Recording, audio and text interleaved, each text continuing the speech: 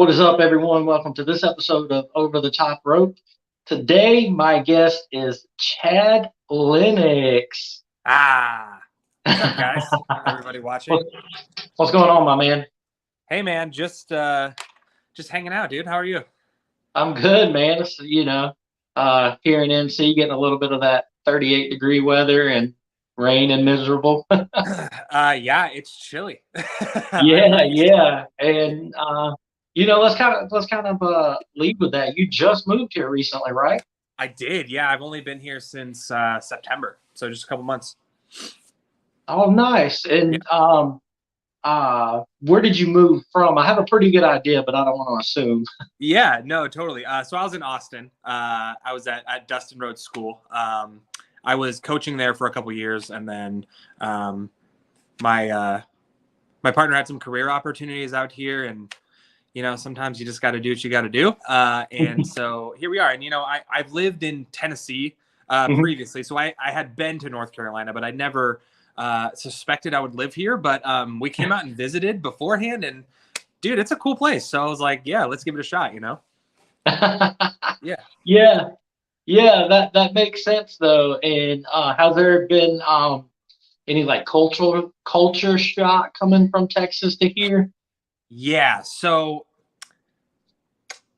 I'm choosing my words very carefully because this Oh is on. man, you can But speak freely, man. Speak yeah, freely.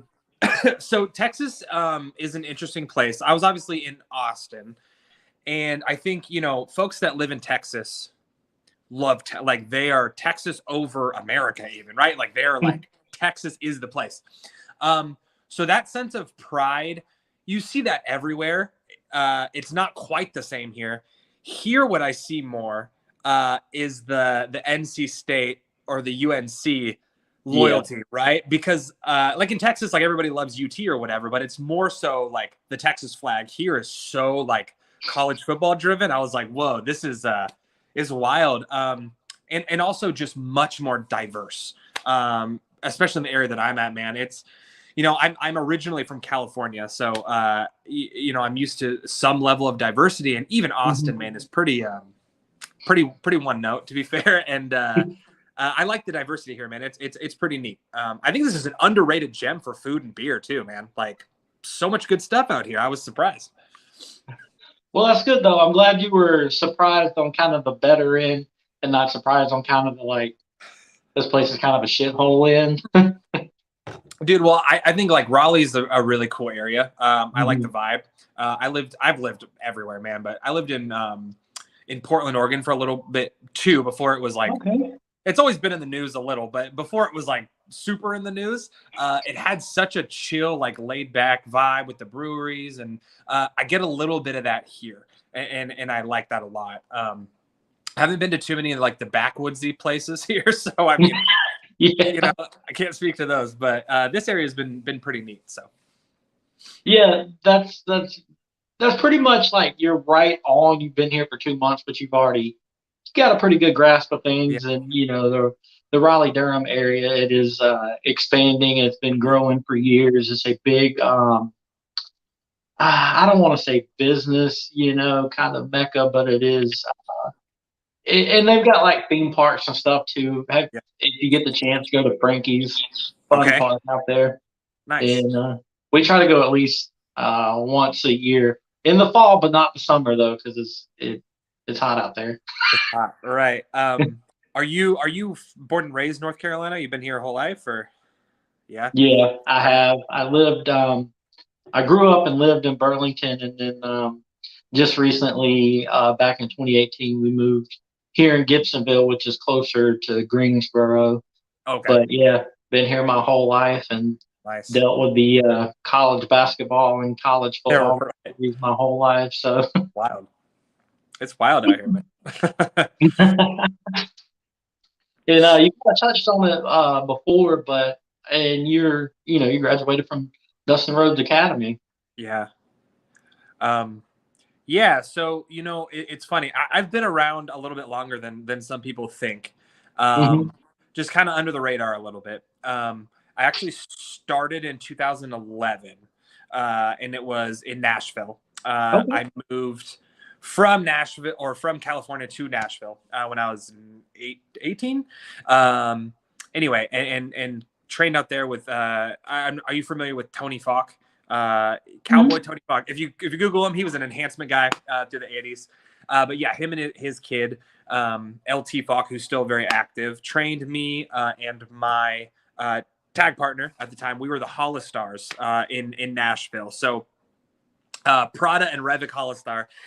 And man, we worked around those areas, Alabama, for a while. And then some, life changes a little bit.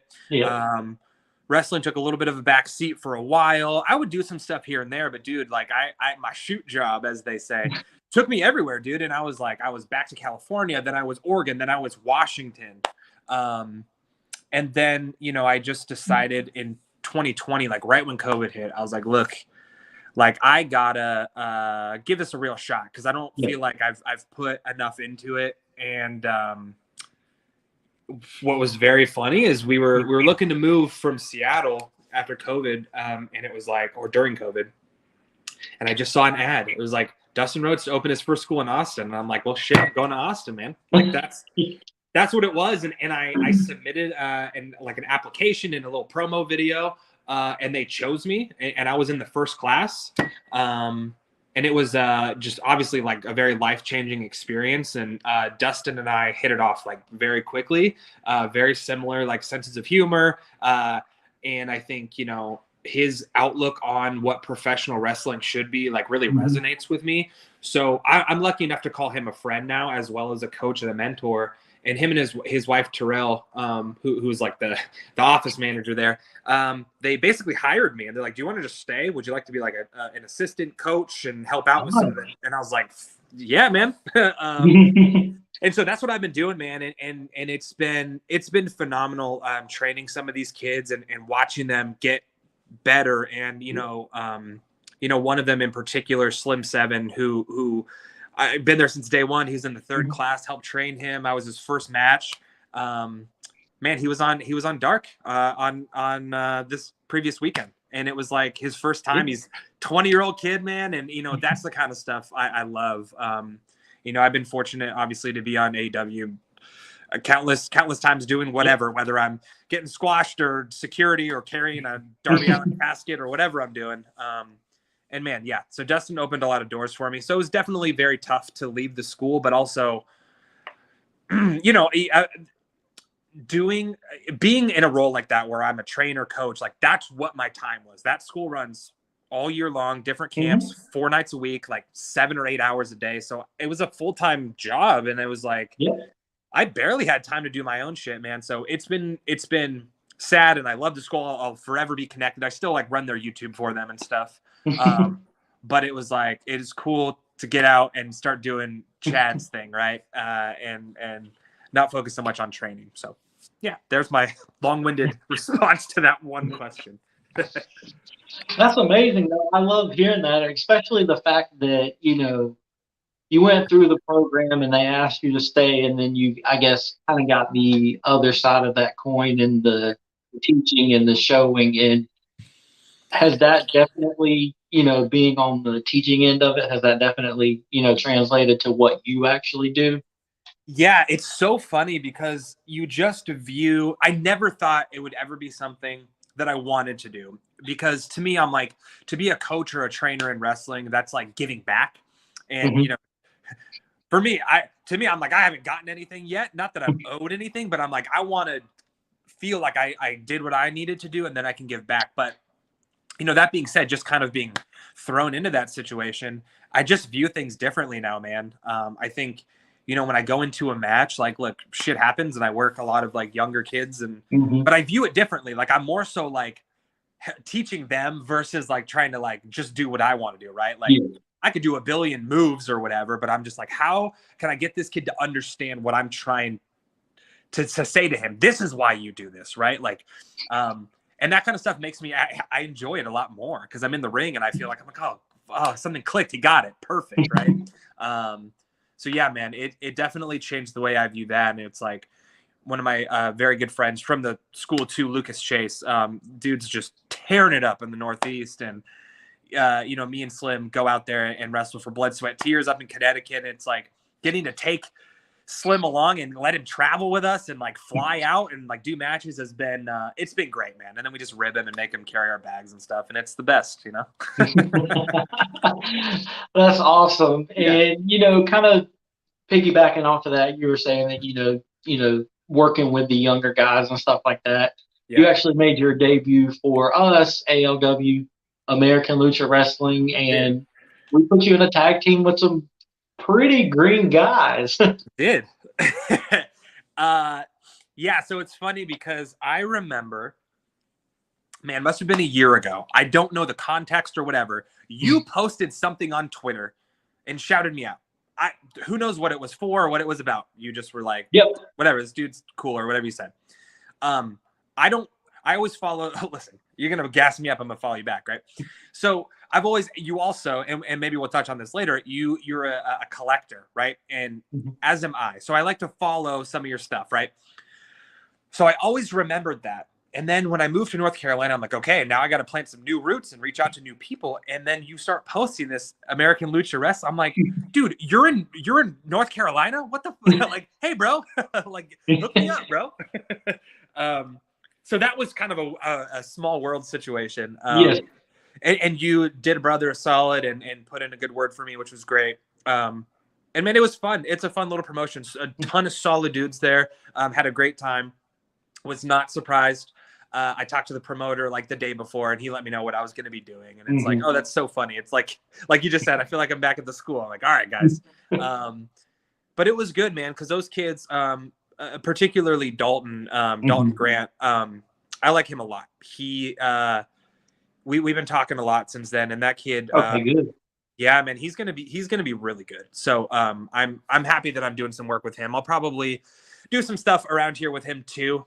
He has like his home promotion in the middle of nowhere, whatever. He wants me to come out there, and so I'll probably do a couple shots and help him out. But yeah, man, it's fun. I like doing that, Yeah, and I'm glad you brought up Dalton because he's one of the ones that he's so I don't want to say he's so new, but I mean he is in the sense, and he's a wrestling baby, and I think that if he stays on the path he's on and doesn't get involved, with the wrong people, I definitely think that he could be one of the ones that goes somewhere. And it's so easy in wrestling to get caught up in guys that are filling your ear with this and filling your ear with that, and the next thing you know, 2 years later, you're like, God, that was some shit advice. Yeah, that's weird. That's about the first 5 years of my career, man. And so it's like, look, I'm not saying I'm not the best wrestler in the world, but I have a pretty good idea of what works and what doesn't, right?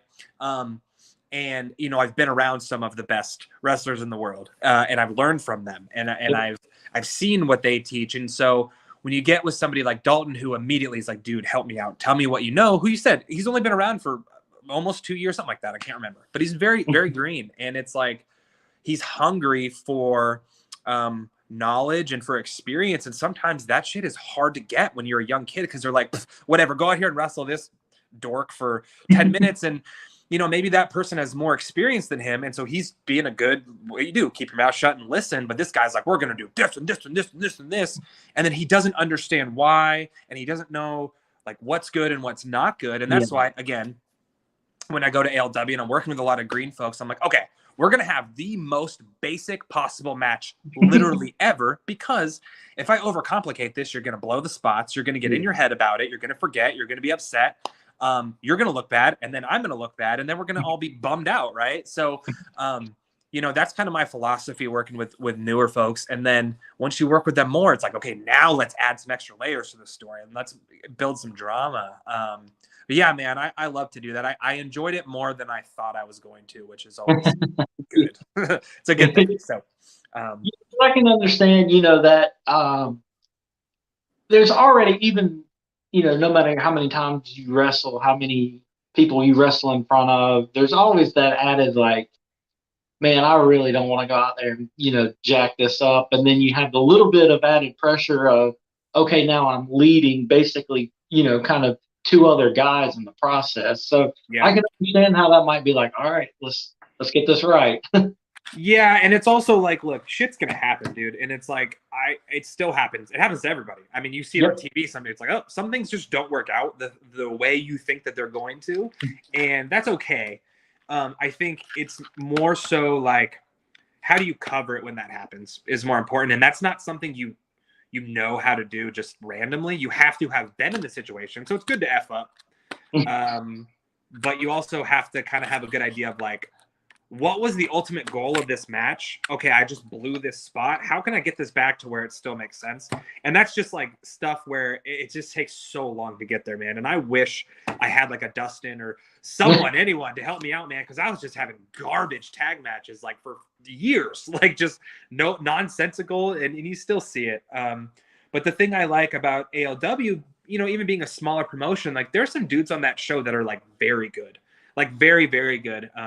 Like I chatted with Chuck Edwards Fiction for a while, and I think that dude's great. And he gets out there and travels, and it's like, I was telling Dawn, I'm like, you need to work guys like that have been around, that have experience, because if you work people that are the same level as you, guess what?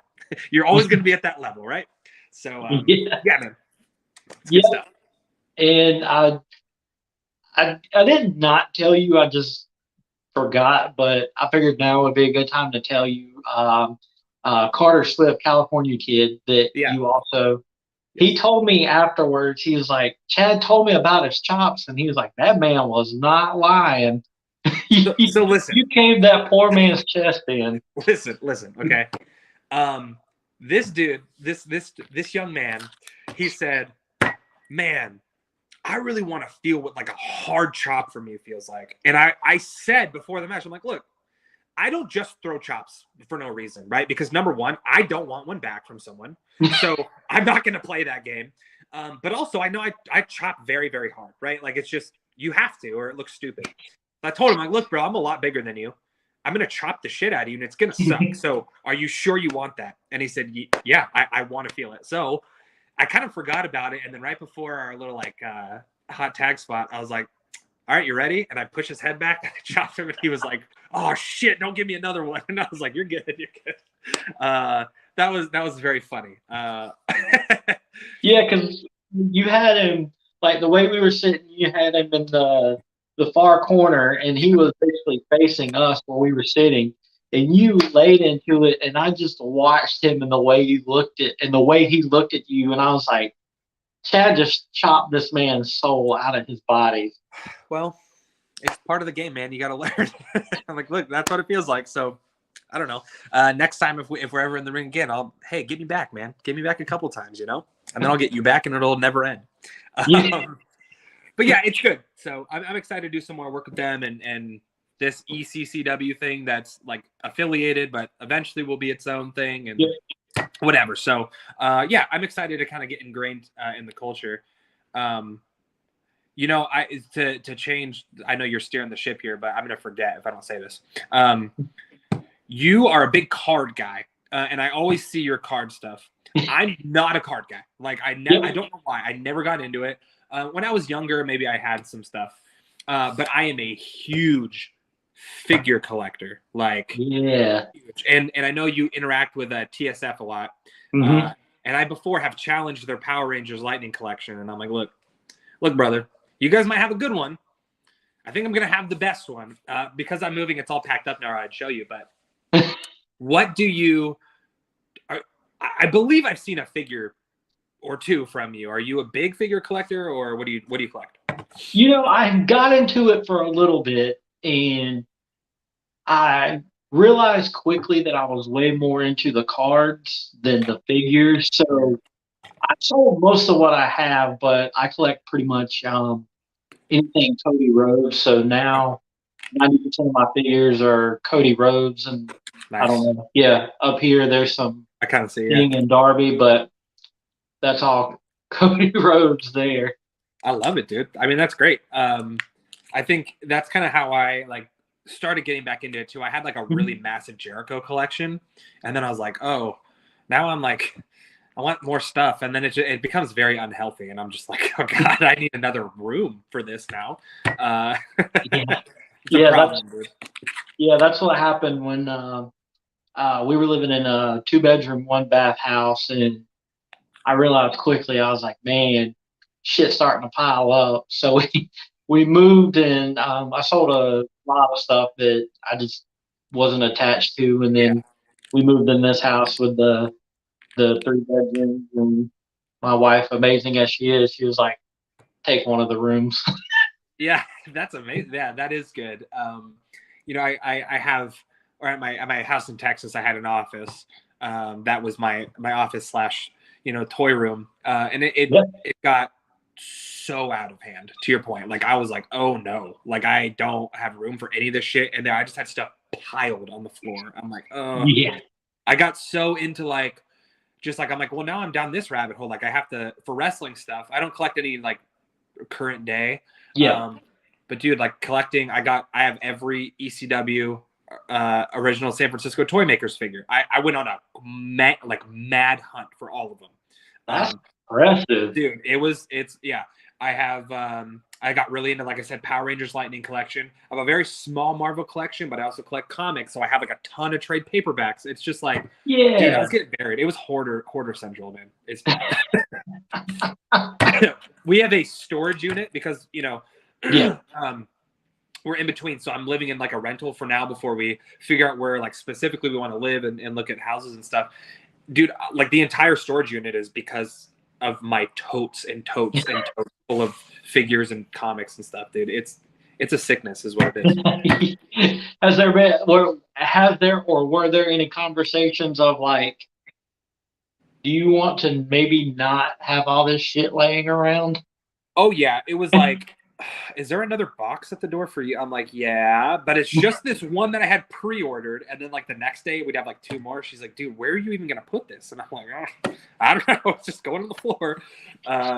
It was Oh a problem. yeah. It was like once I get with like Dustin, you know, it's like I'm like, dude, what figures of yours do you have? And he's like not a that sentimental, so he's like, oh, I don't really have any of them.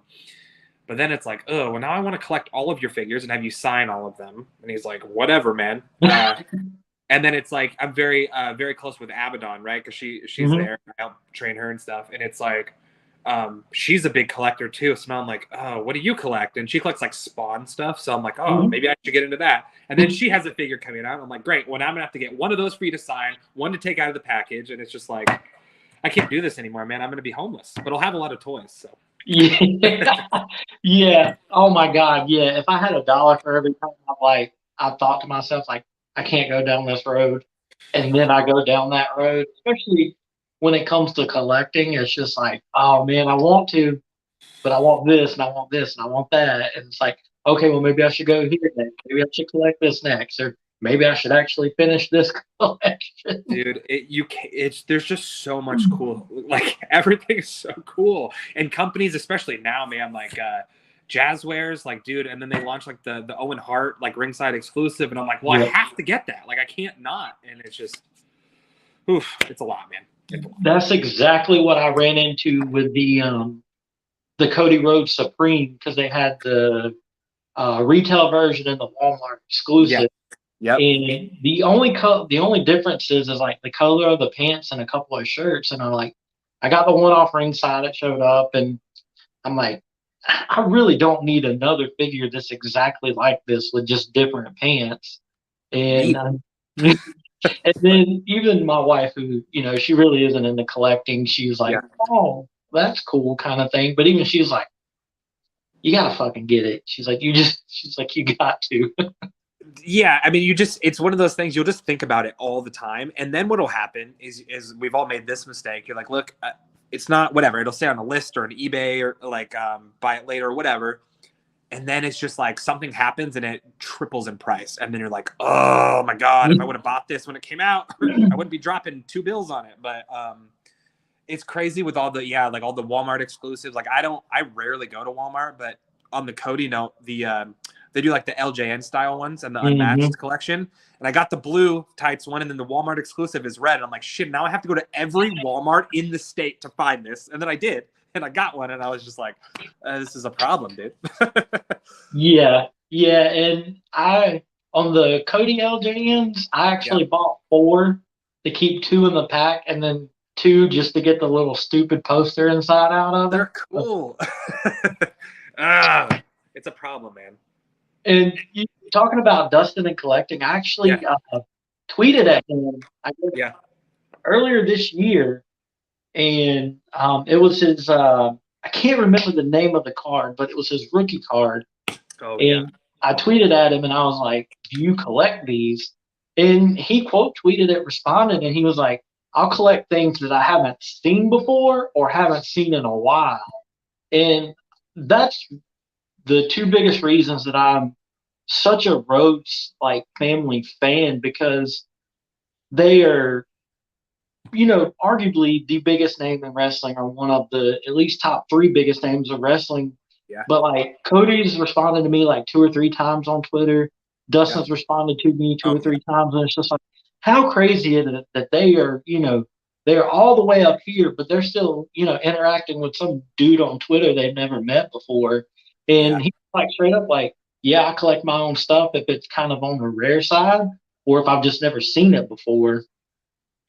Yeah, he has like in his office, like if somebody sends him something or says like, "Hey, have you ever seen this?" He won't like seek it out, but yeah, he'll keep it. He has a couple of cards in the school in his office, like an old WCW like American Nightmare Dustin Rhodes with his red tabs. And he's like, I don't even know what this was from, right?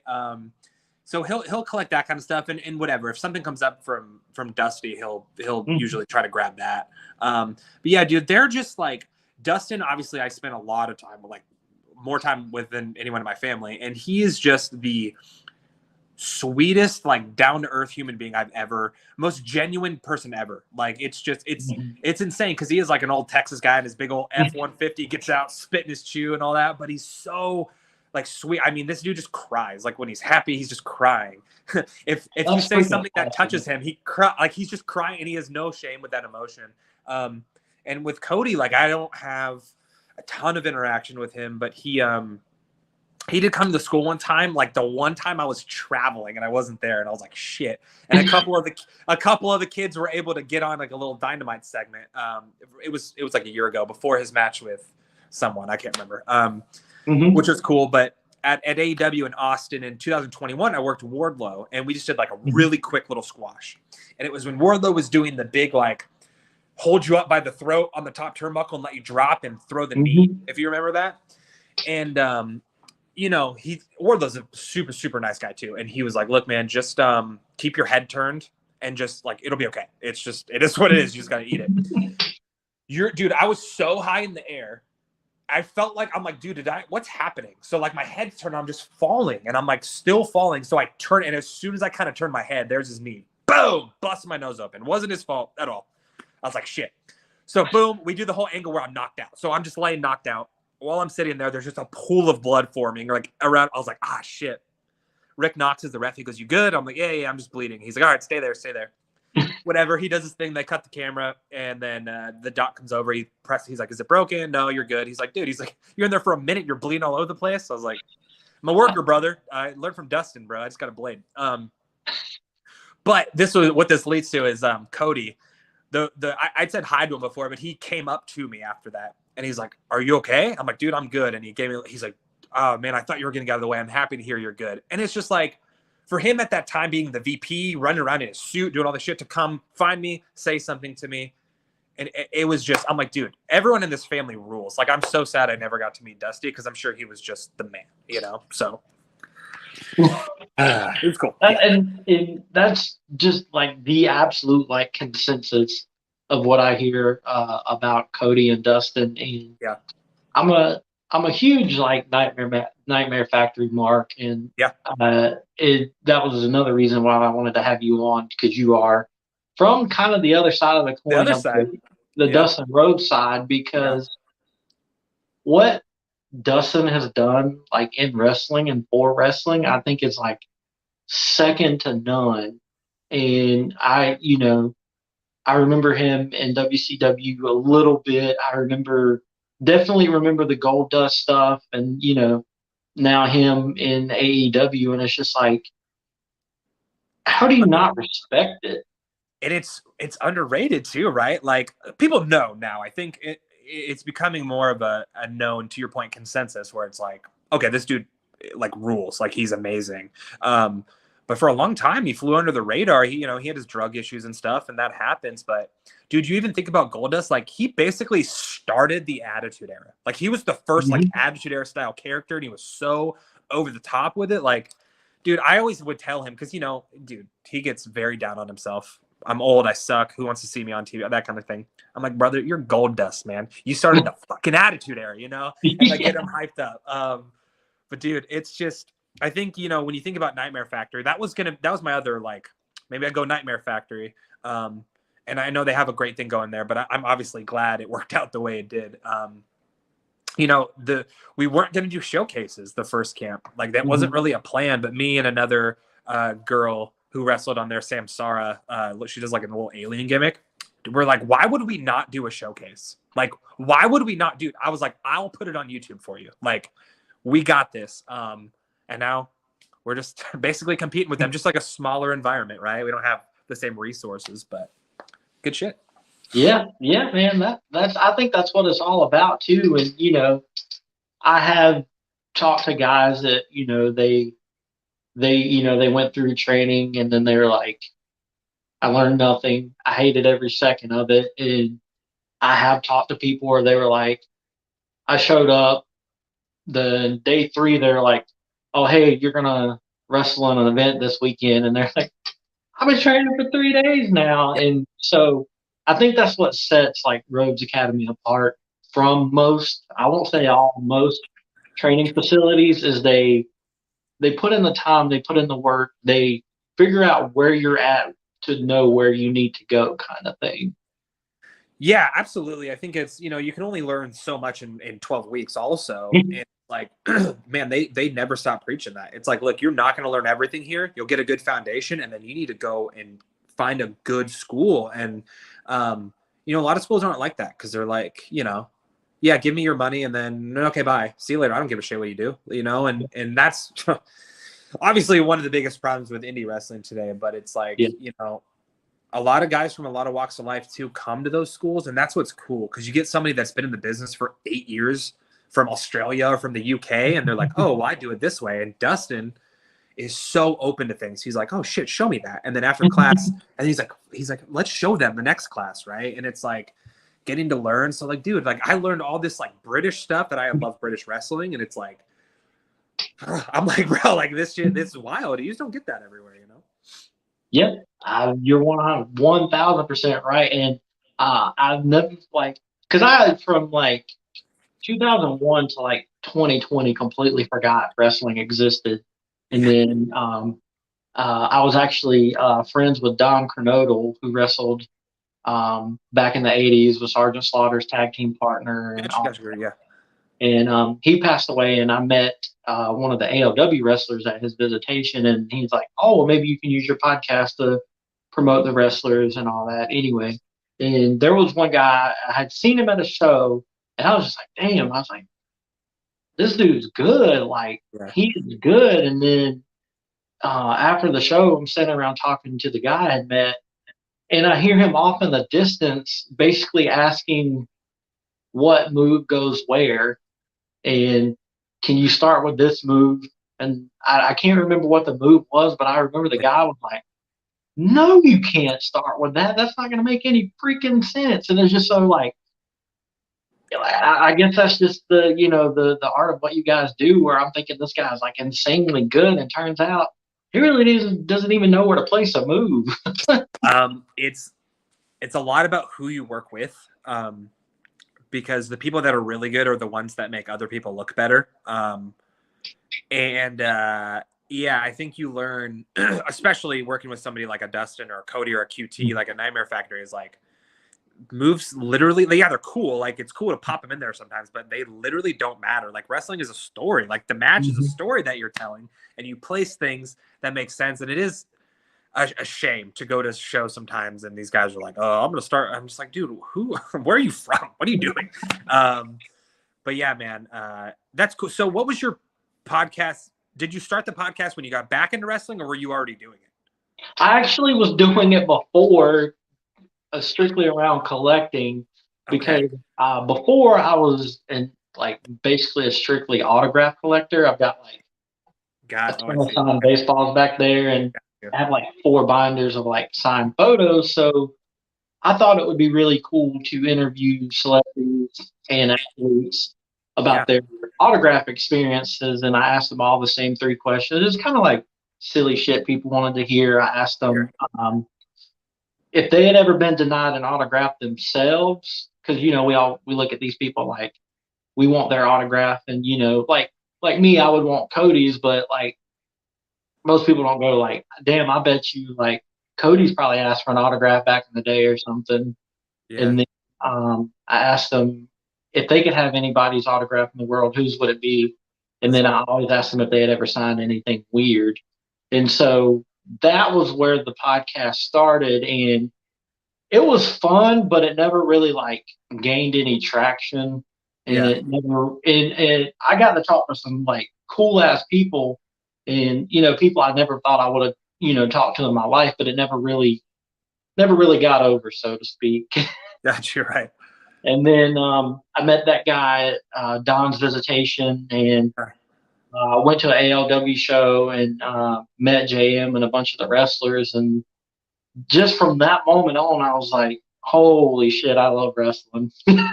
It's a very cool community, man. Like there's a lot of really just great people that just like I don't even know what to say other than they're just great people who have similar interests and they're just fun to be around. There's also a bunch of really shitty assholes as well. Yep. But look, dude, that's with everything. Wrestling is just such a niche thing it's the most niche like mainstream thing, right? It's so bizarre, but it's still like WrestleMania, like more people watch that than the Super Bowl, and it's like, oh, okay, like I don't know, it's a weird thing, but it's very cool. I'm glad we got you back. Yeah, and it's just been like ever since like probably mid 2020 from now. It's just like I'm not a wrestler. I've never trained for it. I did get hit with a chair, but Yeah, we'll get into that later. yeah, And it's just like, I mean, it's just consumed me. It has, from the collecting side of things to the general manager position yeah. to, interviewing the like guys like you and just trying to give you a platform to tell your story and That's just cool. to get you in front of one or two other people that may not know who Chad Lennex is. And that's what this podcast was all about. It's like, would it be cool to interview The Rock, John Cena? Yeah, it would, but billions of people know who they are. Yeah, And I try not to get caught up in the TV side of things because you have your absolute like hardcore fans that like, oh, WWE is the only thing that exists. And like, I've seen people like make fun of wrestlers for winning independent titles because they're meaningless and all that. And I'm just like, so weird. I could probably count on both hands how many independent wrestlers I've seen that I personally would put on TV before some of the AEW guys and WWE guys. I want to get those people in front of even just one person that doesn't know who they are. And that's where I like, if the opportunity came along, I wouldn't turn it down, but I really Sure. wanted to you know, strictly try to stay within the independent wrestling because I a lot of the wrestlers I've met has like supported me and like retweeted, shared, liked stuff more than my own family has. And Right. I mean, I'm just gonna take that and run with it and return the favor any way I can. That's awesome, man. That's you're doing it for the right reasons, man. I think we need more people like you, no matter what, no matter like what the reach is, but just like that mentality, you know what I mean?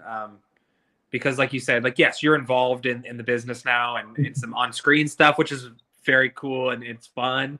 But you're not, like you said, you're not like an active, like trained wrestler, but you're still like in that inner circle. And I think, dude, the support on an indie level, especially for guys coming up, and like you said, guys that don't have a ton of notoriety, any little bit of FaceTime is fucking awesome.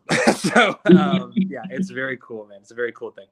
Yeah, and that's just where I'm at with the whole Yeah, thing. I'm not trying to get like some like spin off from like Barstool Sports or some shit like that. Like I just want to talk about wrestling and yeah, with you guys, how you feel, what you think. what you like, Yeah. what you don't like, and that kind of thing. Simple as that. Hey man, living the dream. And, we'll finish it out with this, and I think this will be in the category of things that you like, and that Okay. would be Little Debbie Christmas tree cakes. Dude, so I was a very fat kid growing up, man, and food was always it's always been a problem for me, but it was always like when I was a kid, like that was the reward thing, right? Like when my parents needed me to do something, it's like, yo, dude, we'll go to Taco Bell afterwards. We'll go to McDonald's afterwards. And I was like, dude, I'll do whatever you want me to do. Right. And so while that is not healthy, it is very American. So I had a problem with that. Puberty was very, very nice to me. And I wanted to keep that. So I, obviously I'm into fitness and all that.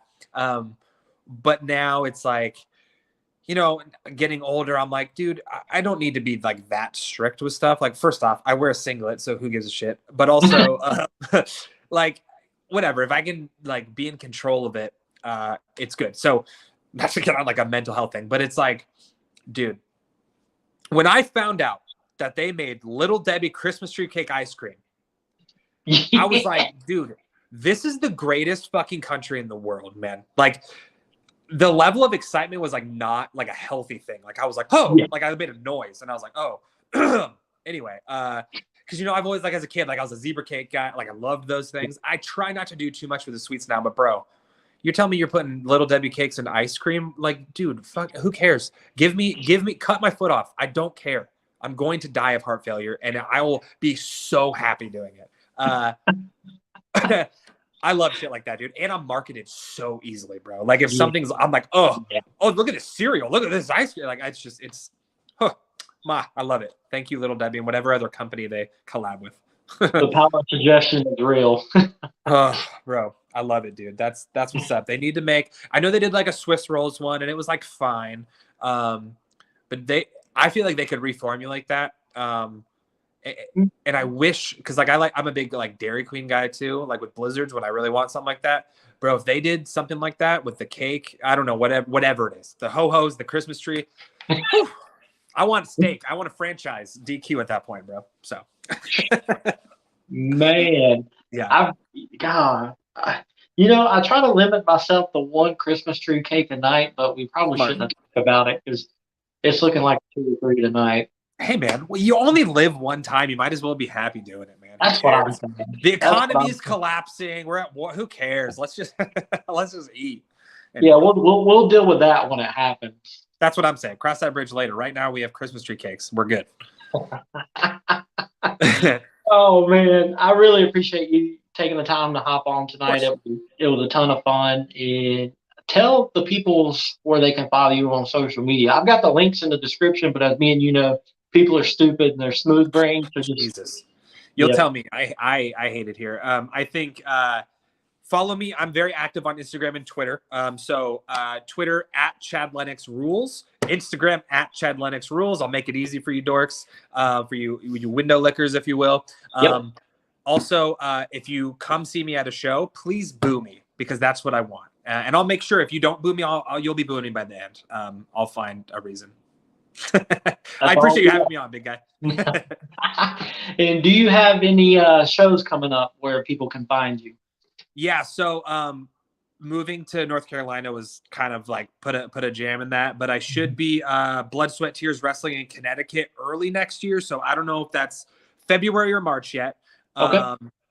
I think ALW is going to run a show in February that I will be on, and there should be some more popping up in January, February. So I will make sure to put those on my social media as I fill that calendar up. 2023, I'm going to be all over the place. So follow me there. Stay up to date, man. Hopefully I'm coming to a city near you. So. Hell yeah. And that goes back to the social media. If they do the right thing and follow you, they'll already know that. That's what I'm saying. Do the right thing, guys. It's easy. Click a button, dude. They do it at McDonald's and they get paid nothing. So you can do it. It's free. Yep. As one extremely intelligent person always says, it's just good business. Smart guy. That's going to do it, man. Like I said, I really appreciate it. I appreciate everybody that tuned in, and we'll see you guys on the next episode of Over the Top Rope. Deuces.